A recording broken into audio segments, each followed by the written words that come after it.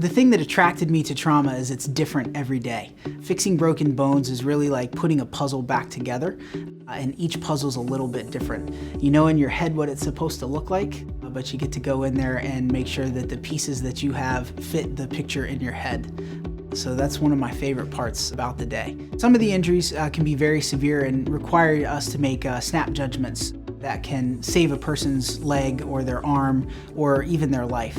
So we have to be able to kind of think on our feet and be able to manage these bad injuries very quickly, to just stabilize them as much as possible and help the patient kind of get through that initial part of the trauma overall to their body. We'll see kind of two big broad categories of trauma here at Riverside. What we call blunt trauma, or patients who fell from a height or were involved in a motor vehicle collision, or we'll see penetrating trauma such as gunshot wounds or stabs.